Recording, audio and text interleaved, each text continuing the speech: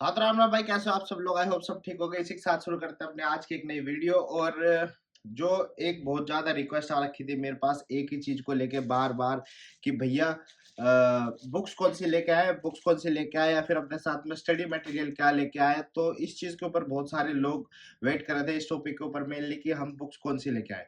तो मैं आपको बता दूँ कि आपको यहाँ पर यूनिवर्सिटी में बुक्स प्रोवाइड कराई जाती हैं यूनिवर्सिटी की तरफ से ही फ्री ऑफ कॉस्ट। आपको उसका कोई पैसा देना नहीं होता कि भाई अगर आप यूनिवर्सिटी से बुक्स ले रहे हो तो आपको उसको कुछ पे करना पड़ेगा। लाइब्रेरी से आपको बुक्स मिलती हैं और साल की स्टार्टिंग में जैसे आप फर्स्ट ईयर में आओगे तो आपको फर्स्ट ईयर की जितनी भी बुक्स पूरी साल आपको लगेगी वो आपको एक ही बारी में एक साथ वो दे देते हैं यूनिवर्सिटी वाले। आपको एक स्टूडेंट आईडी मिलेगी, उसके ऊपर नंबर लिखा रहेगा, वो आपका लाइब्रेरी का नंबर रहेगा। मतलब एक तरीके से आपकी पहचान रहेगी लाइब्रेरी में उस नंबर से कि भाई ये नंबर अलॉट हुआ है मान लो मेरे को पुष्पेंद्र को। तो जब आप वहां पे जाके वो नंबर बताओगे तो उनके पास पूरी डिटेल रहेगी आपकी कि भाई आप फर्स्ट कोर्स में हो, सेकंड कोर्स में हो, थर्ड कोर्स में हो। वो जो बुक्स होंगी जैसे फर्स्ट कोर्स में आपका जो भी सब्जेक्ट्स रहेंगे जैसे एनाटॉमी होगा, हिस्टोलॉजी होगा या फिर बायोकेमिस्ट्री, सॉरी ये तो सब सेकंड थर्ड ईयर का है, केमिस्ट्री होगा, फिजिक्स होगा या फिर फिजियोलॉजी होगा। तो ये सब जो सब्जेक्ट्स है इन सब की बुक्स या फिर रशियन लैंग्वेज, लैटिन लैंग्वेज और इकोनॉमी, हिस्ट्री, रशियन हिस्ट्री। और अब आप ये मत सोचना कि भैया ये सब सब्जेक्ट्स क्यों, इकोनॉमी, हिस्ट्री, रशियन हिस्ट्री उससे हमें क्या लेना देना। वो भी आपको पढ़ाई जाएगी और वो आपको पढ़नी भी पड़ेगी।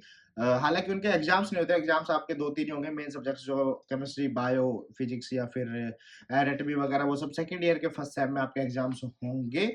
और जो मेन चीज़ है वो ये है कि अगर आप बुक्स लाना चाहते हो कोई भी, किसी भी तरीके की बुक, बहुत सारे लोग बीडी चौरसिया पढ़ते होंगे, बहुत सारे लोग एटलस से पढ़ते होंगे, बहुत सारे लोगों को मतलब जिसको जो भी प्रेफ़र करनी है, ऐसा कोई स्पेसिफिक बुक नहीं है एमबीबीएस स्टडीज़ के लिए।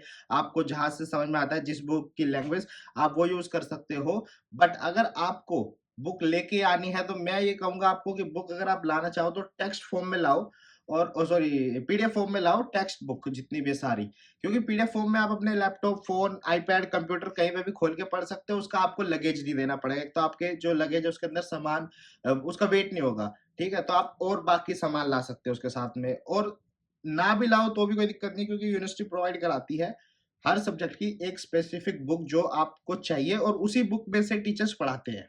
आपको मेरे हिसाब से लगता नहीं कि आपको बुक्स लानी चाहिए, अगर फिर भी लाना चाहते हो तो आप ला सकते हो। बट पीडीएफ फॉर्म मतलब डाउनलोड कर लो उसको डिजिटली, बुक को पीडीएफ फॉर्म में ले आओ, वो आपके लिए बढ़िया रहेगा।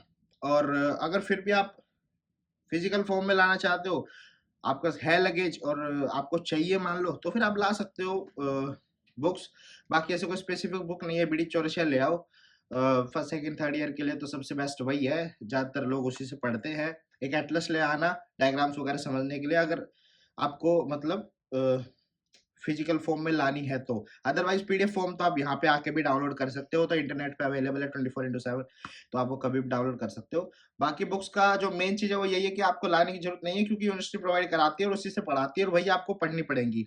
अगर आप, मैं एक चीज़ और क्लियर कर दूँ, अगर आप कोई दूसरी बुक लेके आते हो इंडिया की और उसमें से पढ़ के, वो अलग बात है। आप, मैं समझ गया आप क्या कहना चाहते होगे। आप ये कहते हो कि भैया अगर हम उसमें से पढ़ के टीचर को आंसर्स बताएंगे तो टीचर्स वो अलाउ नहीं करते।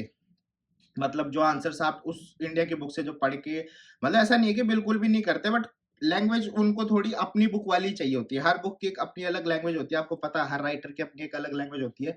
तो उनको वही राइटिंग, वही लैंग्वेज चाहिए जो यहाँ पे जो इनके पास बुक है इंग्लिश में है। आपको जो बुक्स मिलेंगी वो पूरी इंग्लिश में मिलेंगी और जो टीचर्स है वो भी इंग्लिश में ही पढ़ाएंगे।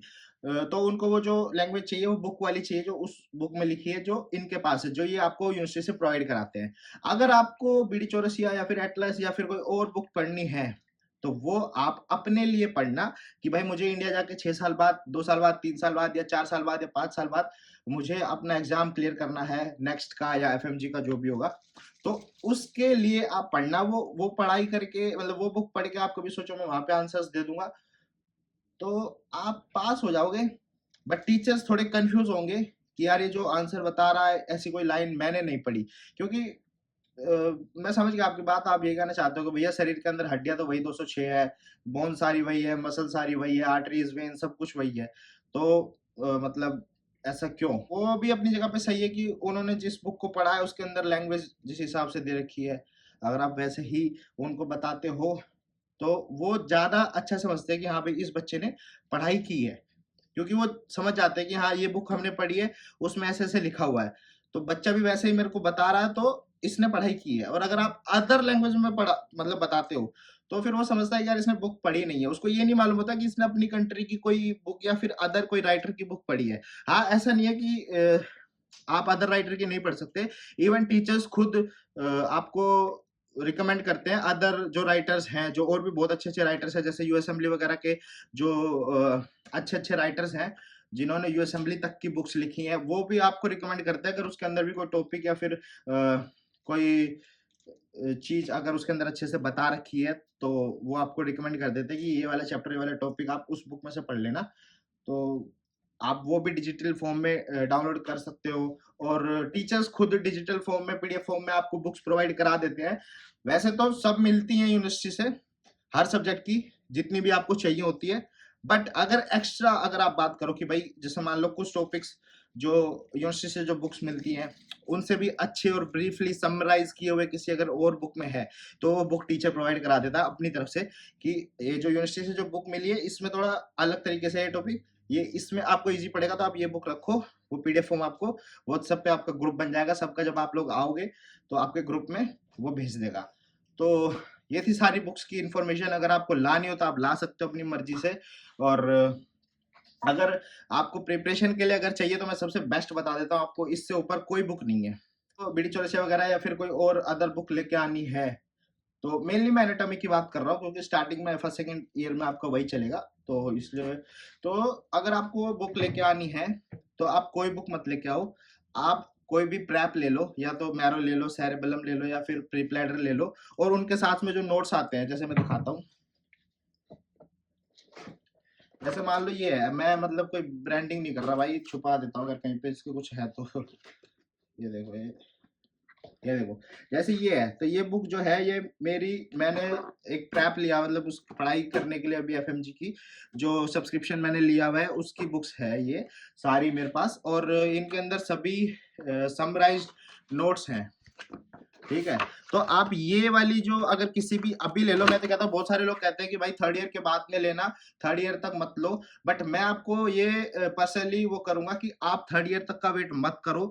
आप यहाँ पे आने के महीने, 2 महीने, या फिर ज्यादा से ज्यादा 3 महीने, 4 महीने, 5 महीने इसके बाद में ले लेना। क्योंकि 4-5 महीने में आप अच्छे से घूम फिर लोगे, रशिया देख लोगे, आपकी भी जो एक मतलब फॉरेन में आया, थोड़ा मौज मस्ती, सारी चीजें जो आपको करनी थी वो कर ली। फिर उसके बाद में आप पढ़ाई स्टार्ट करोगे, तो जितना मतलब आपको टाइम चाहिए, कुछ लोगों को साल चाहिए होता है, कुछ लोगों को 6 महीने चाहिए होते हैं, कुछ को 1 महीना, और कुछ ऐसे भी बच्चे होंगे जो पहले दिन से स्टार्ट हो जाएंगे। हाँ, मुझे पता है अभी 99% तुम्हारे में से यही बोल रहे होंगे कि भैया हम तो पहले दिन स्टार्ट होने वाले हैं, बट ऐसा नहीं होता है। जब तुम यहाँ आओगे तब देख लेंगे हम तुम्हें, कितने तुम पानी में और कितने पानी से बाहर। बट मेरा कहने का मतलब बस यही है अभी कि अगर आप अभी ले लोगे ये, जो जिससे भी आपको पढ़ाई करनी है, मतलब मेरा उसमें कोई वो नहीं है कि आप कौन सी कंपनी या फिर कौन सा सब्सक्रिप्शन लो, जो आपको समझ में आए। या फिर अगर आपके घर में कोई रिलेटिव डॉक्टर है, आप उनसे पूछ सकते हो। मैंने अपने जीजा जी से पूछा था, मेरे जीजा जी डॉक्टर है, तो उन्होंने जो मेरे को सजेस्ट किया मैंने वो लिया। और आप भी अगर आपके नॉन में कोई पहले से प्रिपरेशन कर रहा है या कर चुका है तो उससे पूछ सकते हैं। अदरवाइज आप अपने हिसाब से व्यूज रिव्यूज देख लो यूट्यूब पे, अदर साइट्स पे, उस हिसाब से आप ले लो। और उसके बाद में लेने के बाद में जो उसके साथ में नोट्स आएंगी, दो तरीके के प्लान्स होते हैं, एक होता है विद नोट्स, एक होता है विदाउट नोट्स।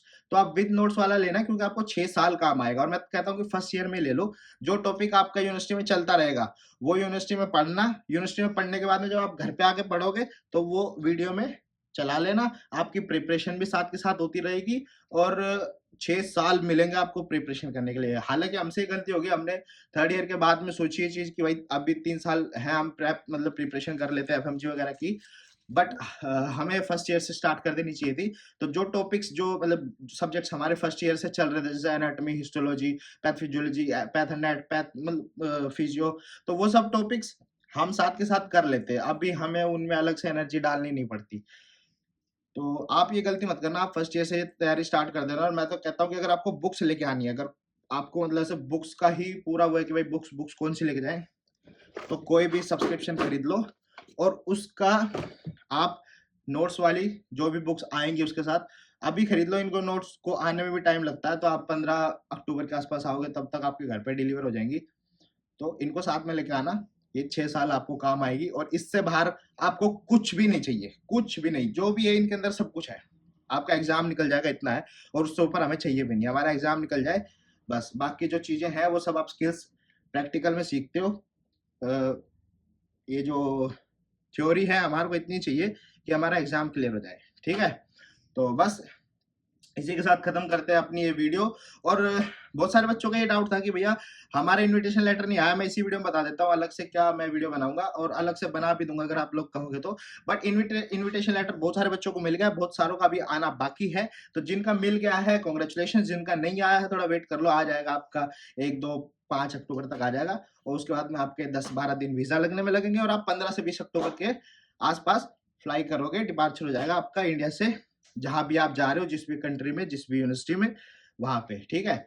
बेसिकली मैंने ये कुबान के लिए बताया। बहुत सारे बच्चे तो जैसे समारा वगैरह के थे वो लोग जा भी रहे हैं, उनका ऑलरेडी हो भी चुका है बहुत सारों का। तो कुबान वालों के लिए स्पेसिफिक यही है कि 1 से 5 के बीच में आपका इनविटेशन लेटर मिल जाएगा, जिसको मिलना होगा। मतलब जिसका एडमिशन हुआ है।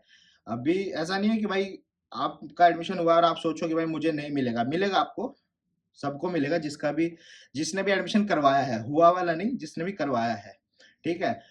और उसके बाद में 5 से 12 दिन आपके वीजा लगने में लगेंगे, और उसके बाद में आपको 1 या 2 दिन का टाइम मिलेगा।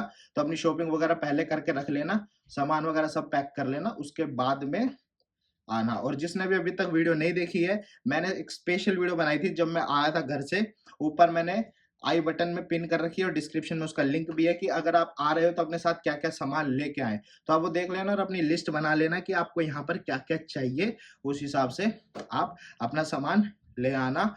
और अगर फिर भी कोई डाउट हो तो ऊपर मेरा फोन नंबर दिया हुआ है, इस पर मैसेज करके पूछ लेना मुझे।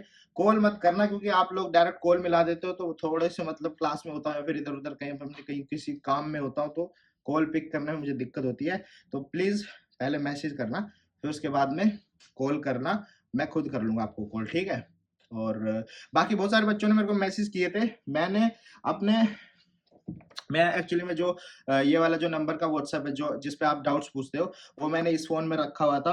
तो ये वाला फोन मैं बहुत कम यूज करता था, मतलब 3-4 दिन, 5 दिन में एक बार मैंने यूज किया तो किया, और मैं तभी आपके व्हाट्सएप के रिप्लाईज दे पाता था। बट अभी मैंने अपना जो मेन फोन है मेरे पास, उसके अंदर आप लोगों का ये जो डाउट वाला जो व्हाट्सएप है मेरा, वो मैंने खोल लिया। आप जैसे मेरे को मैसेज करोगे, आपको तुरंत रिप्लाई मिल जाएगा। बहुत सारे बच्चों ने जो मैसेज भेजे हुए थे वो इस फोन में थे, तो जब मैंने इसमें से डिलीट किया अकाउंट, मतलब इससे उसमें ट्रांसफर किया अकाउंट, तो जो पहले से भेजे हुए थे मैसेज वो सब शो नहीं हो रहे मेरे नए वाले व्हाट्सएप में। तो आप ये मत सोचना कि भैया ने रिप्लाई नहीं दिया, वो जो आपके मैसेजेस हैं वो मुझे दिख नहीं रहे, वो सब डिलीट हो चुके automatic due to account transfer. तो आप दोबारा से मुझे मैसेज कर देना, और आप मेरे को दोबारा से पूछ लेना, मैं आपको रिप्लाई दे दूंगा 100%। या फिर आप वीडियो में नीचे कमेंट करके पूछ सकते हो। बस आज के लिए इतना ही। Thank you for watching this video. Stay tuned, be happy. Ram Ram.